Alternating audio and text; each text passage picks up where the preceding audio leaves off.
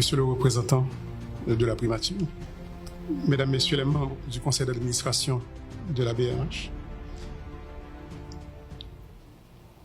Messieurs, Madame les membres du conseil d'administration de la NADCOM, Monsieur le PDG de la NADCOM, Mesdames, Messieurs les représentants du secteur privé des affaires, Mesdames, Messieurs les employés et cadres actifs de la NADCOM, Mesdames, Messieurs, en vos rangs, grades, titres et qualités, distingués invités, déjà 14 ans, depuis que ce partenariat public-privé est introduit dans l'environnement de la communication de notre pays. Et nous sommes là aujourd'hui pour en célébrer les fruits. De fait, la compagnie s'impose désormais comme un modèle de partenariat public-privé à succès dans le paysage des affaires en Haïti.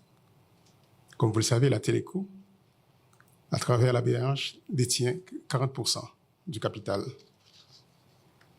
Au nom du Conseil présidentiel de transition et en mon nom propre, je souhaite un joyeux anniversaire au personnel de la NADCOM, tout en adressant nos félicitations au PDG, M. Nguyen Nhondang. On le félicite pour la résilience dont la compagnie a fait montre au cours de ces 3 dernières années de défis et d'obstacles.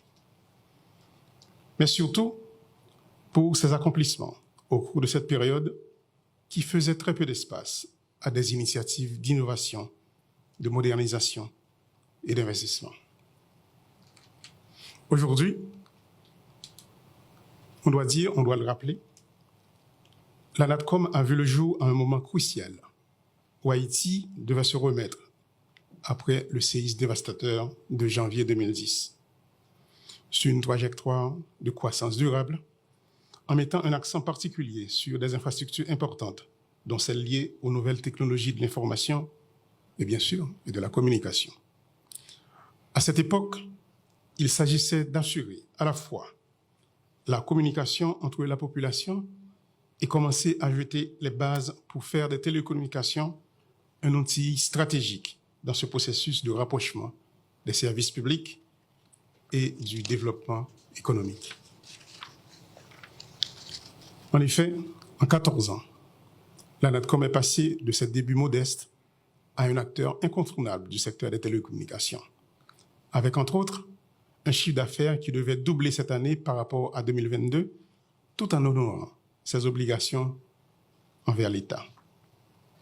Mesdames, Messieurs, distingués invités, au cours du parcours de la NADCOM dans le paysage de la communication en Haïti, je demeure convaincu qu'il est fondamental d'assurer sans parti pris la pérennisation des opérateurs du secteur des télécommunications et le développement des technologies de l'information et de la communication dans le pays, vu le rôle stratégique de ces domaines comme épine dorsale de l'économie numérique, avec un regard soutenu sur la capacité de ces opérateurs à contribuer au développement et la modernisation du système de paiement, accompagner les actions contre l'exclusion financière, contribuer à réduire l'utilisation à outrance du cash dans l'économie. Je pense que le gouvernement central est bien d'accord avec nous. Contribuer à la promotion d'activités génératrices de croissance et de création d'emplois. Et enfin, participer à la réduction de la fracture numérique dans le pays.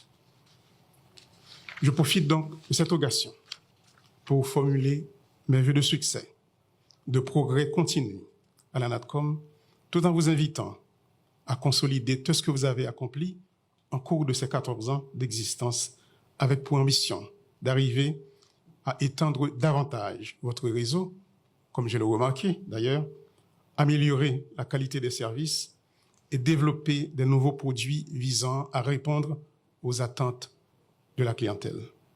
Enfin, je renouvelle la foi de l'État haïtien à appuyer toute initiative visant à favoriser un futur numérique plus inclusif, plus performant et surtout porteur de progrès. Bonne fête, je vous remercie.